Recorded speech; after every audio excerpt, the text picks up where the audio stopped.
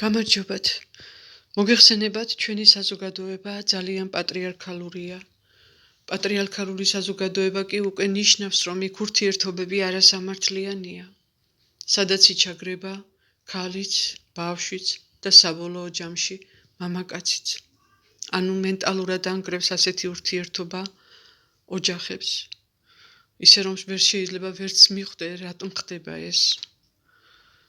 ჩვენ საუბარში არ არის რაიმე ღრმად ფილოსოფიური მიდგომა საკითხისადმი, ან სამეცნიერო კვლევებზე დაფუძნებული მოსაზრებები.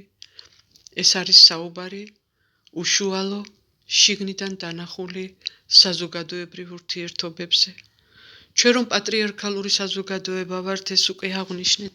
მამაკაცი თითქმის გაღმერთებულია, ისევე როგორც წინას საუკუნეების მიღმა ვაჟის დაბადებას დიდი ზარზეიმით ხვდებოდნენ, ახლაც ასეა და ეს ასეც უნდა იყოს, რა თქმა უნდა, შვილი შეგეძინა, მაგრამ ეს ხდება, მაგრამ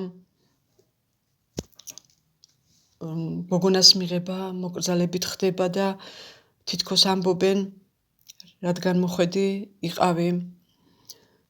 ზოგიერთი ახალგაზრდა მამა იქამდეც კი მიდის, რომ თავის პაწაწინა ქალიშვილთან გარეთ არც კი გადის. ამ როცა ვაჟს სიამაყით დაასეირნებენ. აი ხომ წარმოგიდგენიათ, როგორი დათრგუნული, როგორი ბეჩავი, როგორი ადამიანური სიძლიერის ნიშანწყალი არ უნდა ჰქონდეს მამაკაცს, რომ ასე მოიქცეს. ეს დასაწყისში. შემდეგ მოდის აღზრდა, სადაც ვაჟს ყველაფრის უფლება აქვს, ყველაფერი შეიძლება მისთვის, გოგონა შეზღუდულია. რამდენჯერ მინახავს, მოზრდილი გოგონა, მანქანის უკანა სავარძელში მჯდარი, გაურკვეველი მზერი თუ ცქერის მამის კალთაში მჯდომარე თავის პატარა ძმას, რომელმაც ჯერ სიარულიც არ იცის კარგად და რომელსაც მამა მანქანის მართვას სიხარულით ასწავლის. ვერ მიმხვდარა გოგონა, თვითონ სთხოვა მამიკოს ესწავლებინა მანქანის მართვა, მაგრამ მამამ პატარა ძმას მისცა ამისი უფლება.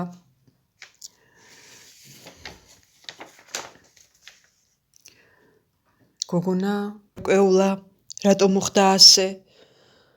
აქ უკვე დაილექა მის ცნობიერებაში, რომ რაღაც არასწორია, რომ ის რადგან გოგონა, მისთვის რაღაც არ შეიძლება.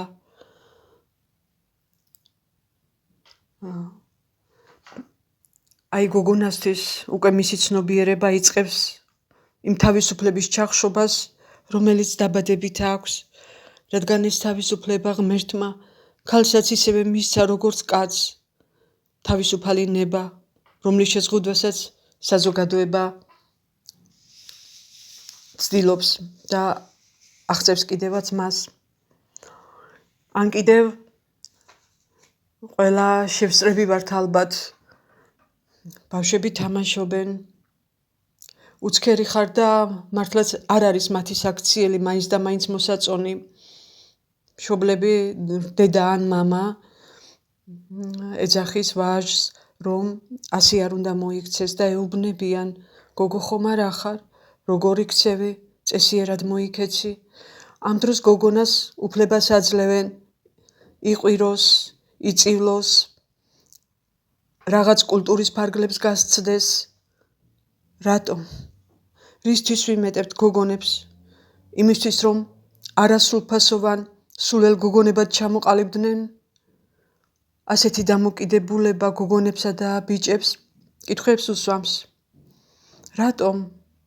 ეტყობა გოგონების სულელები არიან და მათთვის შეიძლება სულელური საქციელი ფიქრობენ ვაჟები და თავიდანვე ეკარგებათ გოგონების მიმართ სწორი ხედვა, როგორც სრულყოფილ ადამიანებზე. გოგონებიც ფიქრობენ, ალბათ ბიჭები განსაკუთრებულნი არიან, მათთვის ესეთი ცელქობა რომ არ შეიძლება და ისინი ნელ-ნელა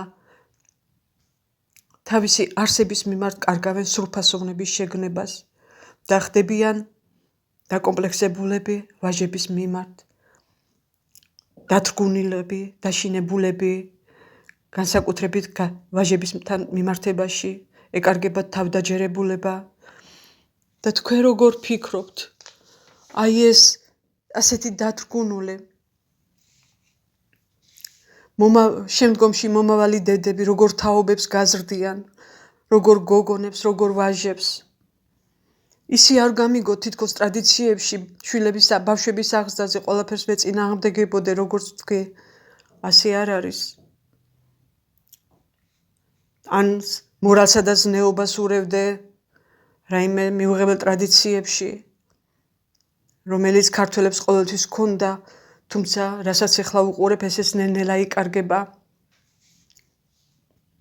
და ისეთ ვაჟებს აღზრდიან, რომლებიც რაიმე უსამართლობას წინ დაუდგებიან, იქნებიან უშიშარნი, გაბედულნი, შეუპოვარნი უსამართლობის მიმართ. და ვიმკითხეთ ასეთი აღზრდის შედეგს.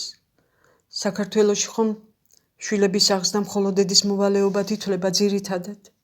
და ეს რაღაც დაკომპლექსებულები უკვე აღზრდიდან გამომდინარე, შემკრთალი, რაღაცნაირად მონური მუხტით დათგუნული ქალები აღზრდიან კი შეუპოვარ თაობებს. დავუკვირდეთ აღზრდის მეთოდს, როგორი საზოგადოება ვართ. განაშეკრულნი ვართ უსამართლობის წინააღმდეგ და ყველა ერთად გამოვალთ წინააღმდეგობით უსამართლობას, ვიდრე ბოლომდე არ გაპარტახდება, ვიდრე თვითონ მას არ შეეხება პირადად პიროვნებას საერთო საქმეზე ხმას ძნელად თუ ამოიღებენ, შემალუნი არიან თითქოს თავის კანში და შეშინებულნი არ დაუდგებიან უსამართლობას, არ აეფარებიან სიმართლისთვის, ხმას არ აღიმაღლებენ.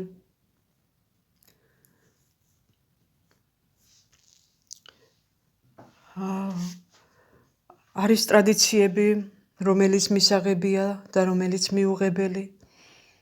აი ეს ტრადიციები, რომელზეც ერის მამა მიუღებელ ტრადიციაზე, რომელზეც ერის მამა ილია ჭავჭავაძე ამბობდა, რომ ყველა ტრადიცია მისაღები არ არის.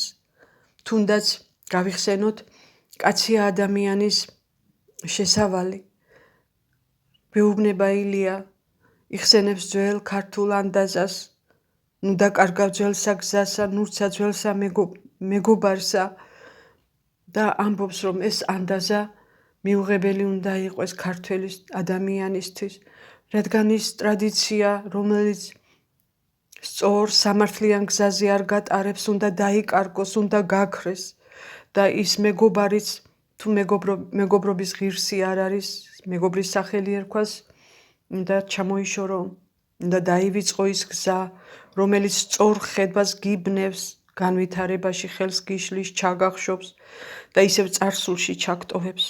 არ უნდა ვიყვეთ ჩვენ წარსულში ჩარჩენილი ადამიანები, უნდა გქონდეს ჩვენი განვითარების უნარი, ჩვენ განვითარების უნარი, იმის აღქმა უნდა გქონდეს, რისი გაგრძელებაა საჭირო საუკუნეების მიღმა დადგენილი წესების და რისი არა.